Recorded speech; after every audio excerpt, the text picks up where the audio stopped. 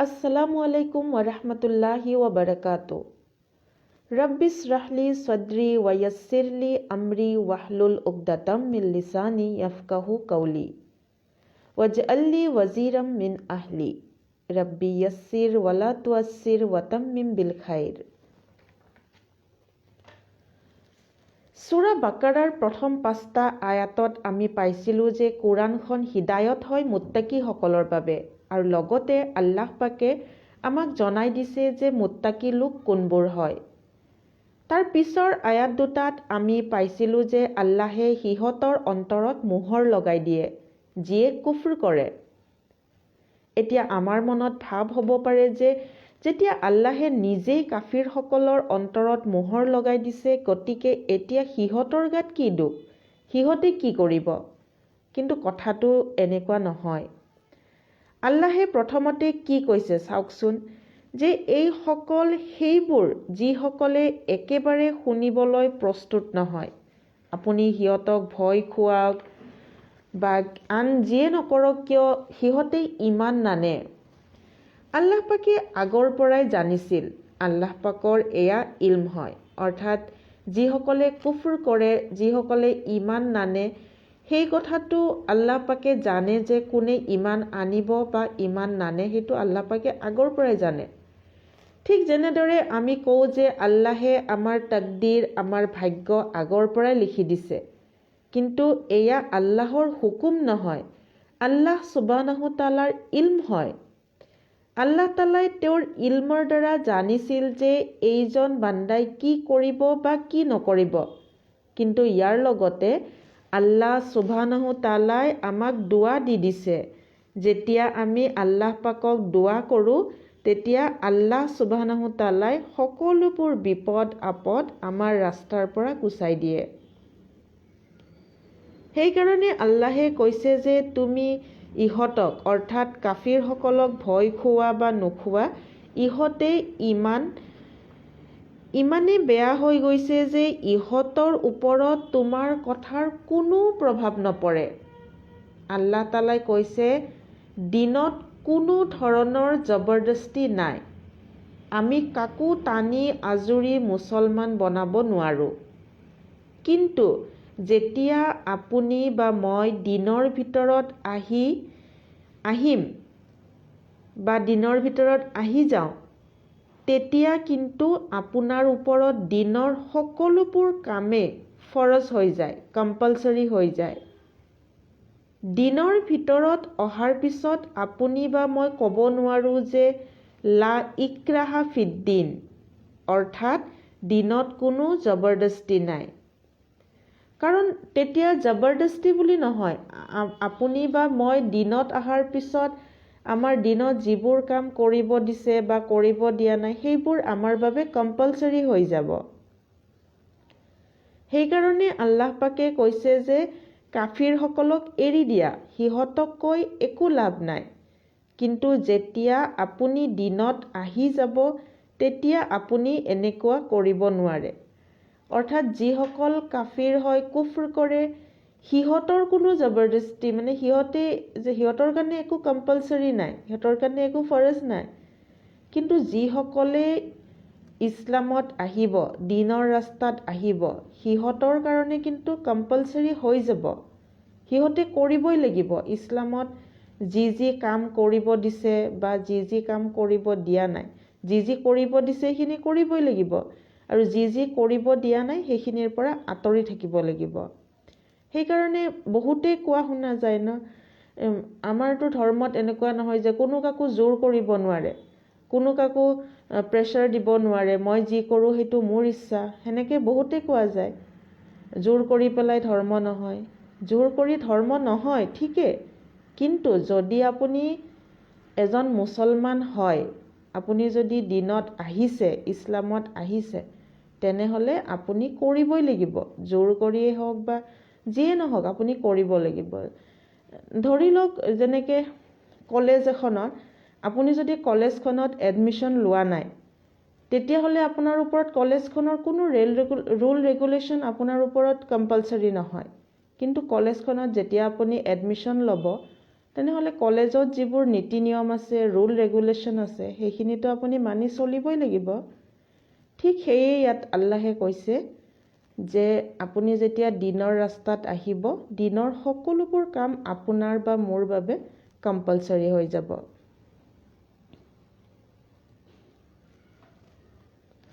ইয়াৰ পিছত আল্লাহে আন এক প্ৰকাৰ মানুহৰ কথা আমাক কোৰাণত কৈছে। এই শ্ৰেণীৰ লোকে মুখেৰে কয় ঠিকে যে আমি আখিৰাতৰ ওপৰতো ইমান আনিছোঁ আৰু আল্লাহৰ ওপৰতো ইমান আনিছোঁ, কিন্তু আচলতে তেওঁলোকে ইমান আনা নাই। যেনেদৰে আমি কওঁ যে আমি ইমান আনিছোঁ আৰু আমি পঢ়োঁ লা ইলাহা ইল্লাল্লাহ মুহাম্মাদুৰ ৰাছুলুল্লাহ, ঠিক তেনেদৰে সিহঁতেও কয়, কিন্তু সেয়া মিছা। এইটো বৰ বিপদযুক্ত কথা। কিন্তু বহুত লোক আছে, সিহঁতে এনেকৈ কয় যে নাই মই ইমান আনিছোঁ, মই মুছলমান হয়, মই ইমান আনিছোঁ, মই আল্লাহৰ ওপৰত ইমান আনিছোঁ, কিন্তু সেইবোৰ অকল মানুহক শুনাবৰ বাবেহে কয়। সঁচাকৈ কিন্তু সিহঁতে ইমান আনা নাই, সিহঁতে মিছাকৈ কয়। আৰু এই কথাটো বৰ সাংঘাতিক কথা। এইসকল তেনেকুৱা মুছলমান যিসকলৰ কোৱা আৰু কৰাৰ মাজত বহুত পাৰ্থক্য আছে। যেনেকৈ কওঁ নামত মুছলমান কিন্তু কামত নাই, ঠিক তেনেকুৱা যে কয় ঠিকে মই মুছলমান হয়, কিন্তু মুছলমান এজনৰ কৰিবলগীয়া যিবোৰ দায়িত্ব থাকে সেইবোৰ কিন্তু নকৰে। আৰু এই লোকসকলেই হ'ল মুনাফিক। আল্লাহে আগতেই কৈছে যে কোৰাণখনত আল্লাহে 4 প্ৰকাৰৰ 4টা ভাগৰ কথা কৈছে, তাৰে এটা হ'ল এয়া মুনাফিক। আৰু আল্লাহ পাকে কৈছে যে মুনাফিকসকল দুজখৰ একেবাৰে নিম্নতম আৰু ভয়ানক ঠাইত থাকিব। অৰ্থাৎ মুনাফিকসকল ইমানেই ইহঁত বেয়া যে ইহঁতক আল্লাহে ক'ত স্থান দিব? দুজখখনটো কিমানেই ভয়ানক, কিন্তু তাৰেও যিখন একেবাৰে নিম্নতম সেই ঠাইতহে মুনাফিকসকলে ঠাই পাব। মুনাফিকসকলে মানুহক ঠগায়। উদাহৰণ হিচাপে ধৰক, আমি এনে এডোখৰ ঠাইত এনে কিছুমান মানুহৰ লগত বহি আছোঁ যিসকল ৰিলিজিয়াছ হয়, আৰু আমি তেওঁলোকৰ আগত এনেদৰে এক্টিং কৰি আছোঁ যে আমি ধৰ্ম বহুত ভালদৰে মানো, আমিও বহুত ভাল, কিন্তু এইটোতো পুৰাপুৰি ঠগোৱা হ'ল ন। মানে মই ইমান আনা নাই, কিন্তু দেখি আছোঁ যে কিছুমান ধাৰ্মিক মানুহ কিছুমান এটা জেগাত বহি আছে, আৰু মই যেতিয়া সিহঁতৰ ওচৰত যাম, মই দেখাওঁ যে মানে ময়ো ধৰ্মত বহুত মানো, ময়ো বহুত ৰিলিজিয়াছ হয়, বহুত ভাল হয়। মুনাফিকসকলে সেই কামটোৱে কৰে। তাৰমানে মুনাফিকসকলে যেতিয়া ধাৰ্মিকসকলৰ ওচৰত যায়, সিহঁতে দেখুৱায় যে সিহঁতে ধৰ্মত বহুত বিশ্বাস কৰে, বহুত মানে, কিন্তু সেইটো একেবাৰে মিছা। কিন্তু সিহঁতে এইটো পাহৰি গৈছে যে সিহঁতে আল্লাহক বা আন মুমিন লোকসকলক ঠগোৱা নাই। মুনাফিকসকলে ভাবে যে মই যিখিনি কৰি আছোঁ মই সিহঁতক ঠগাই আছোঁ, কিন্তু আচলতে সিহঁতে আল্লাহক বা মুমিন মানুহবিলাকক ঠগোৱা নাই, সি নিজকে ঠগাই আছে ন। মুনাফিকসকলে ভাবিছে যে মই একদম ভাল এক্টিং কৰিছোঁ, মই দেখাইছোঁ যে মই বহুত ধৰ্ম মানো, মই বহুত ভাল, সেনেকুৱা এক্টিং কৰি পেলাই ভাবিছে বেলেগক বুৰ্বক বনাই আছে, কিন্তু আচলতে তেওঁ নিজে বুৰ্বক হৈ আছে। আৰু আল্লাহ পাকে কৈছে যে এইসকল লোকৰ বাবে আছে ভয়ানক আজাব। মুনাফিকসকলৰ এইটো এটা ডাঙৰ লক্ষণ যে যেতিয়া সিহঁতে দিনী মানুহৰ ওচৰত যায় তেতিয়া সিহঁতৰ নিচিনা হোৱাৰ এক্টিং কৰে, আৰু যেতিয়া সিহঁত দুনিয়াদাৰীত ব্যস্ত থকা মানুহবিলাকৰ ওচৰলৈ যায় তেতিয়া সিহঁতে সিহঁতৰ নিচিনা হোৱাৰ এক্টিং কৰে। মুনাফিকসকল আচলতে ইফালৰো নহয় সিফালৰো নহয়। আচলতে মুনাফিকসকলে মিছা কয়। আমি যদি আমাৰ দৈনন্দিন জীৱনতো চাওঁ যে আমি গম পাম যে আমিও কিমান মিছা কথা কওঁ। উদাহৰণস্বৰূপে কেতিয়াবা ধৰক ফোন এটা আহিলে আমি আমাৰ ল'ৰা ছোৱালীবিলাকক কওঁ যে এই ফোনটোত কৈ দিয়াচোন, মই নাই বুলি কৈ দিয়া। কোনোবাই যদি সোধে এইটো বস্তু আছে নেকি, আমি কওঁ যে নাই নাই, মোৰ তাততো নাই। মানে আনকনচিয়াছলিয়ে কওঁ আমি, কিন্তু জানি শুনি নহয়। কিন্তু আমাৰ এটা মিছা কথা কওঁতে কওঁতে অভ্যাস হৈ গৈছে। আৰু ধৰক আমাৰ মানুহক কাৰোবাক বস্তুটো দিব মন নাই, কিন্তু তেতিয়া আমি কি কওঁ যে নাই নাই, আমাৰ ঘৰত বস্তুটো নাই। বা ধৰক যেনেকৈ ফোন আহিলে আমাৰ মানুহজনৰ বেলেগ মানুহজনৰ লগত কথা পাতিব মন নাই, তে আমাৰ সন্তানক আমি শিকাই দিওঁ যে ফোনটোত কোৱাচোন, মই নাই বুলি কৈ দিয়া। এই কথাটো বহুত বেয়া। মিছা কোৱাটো আমাৰ এটা অভ্যাসত পৰিণত হৈ যায়। এইবোৰ আচলতে এটা এলাৰ্মৰ নিচিনা। আমি নিজকে চাব পাৰোঁ যে আমি কি কৰি আছোঁ। যে আজি এটা মিছা কথা ক'ম, কালি এটা ক'ম, সৰু সৰু মিছা কথা। আমি ঘৰত যিটো নৰ্মেলি ধৰক সৰু সৰু এটা মিছা কথা কয়, মিছা কওঁতে কওঁতে আমাৰ অভ্যাসত পৰিণত হৈ যায়। এতিয়াৰ পৰা নিজকে চাবচোন, যেতিয়া মিছা এটা ক'ব নিজেই ভাবি ল'বচোন যে এইটোতো আমি মিছা কথা কৈ আছোঁ ন। এটা এলাৰ্মৰ নিচিনা আহি গ'ল মানে আমাৰ ওচৰত। তুমি মিছা কৈ আছা, সাৱধান হোৱা। এতিয়াও সাৱধান হোৱা, এতিয়াও সময় আছে।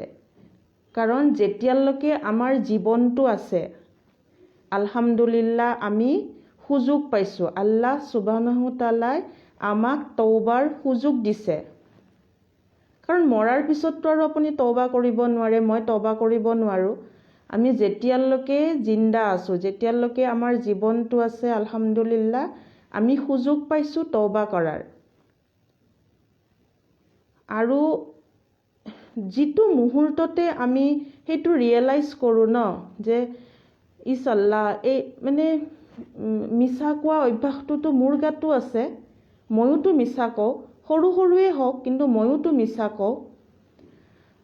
আপুনি বা মই লগে লগে ইস্তেগফাৰ কৰি ল'ব লাগে। আৰু যেতিয়া আপুনি আল্লাহৰ ওচৰত তওবা কৰি আকৌ সেই কামটো নকৰোঁ বুলি আল্লাহক মাফ খুজিব, আল্লাহে মাফ কৰি দিব। আল্লাহ কিমান দয়ালু হয় সেই কথাটো আমি আগতেও পাই আহিছোঁ, যে আল্লাহ পৰম কৰোণাময়, পৰম দয়ালু হয়।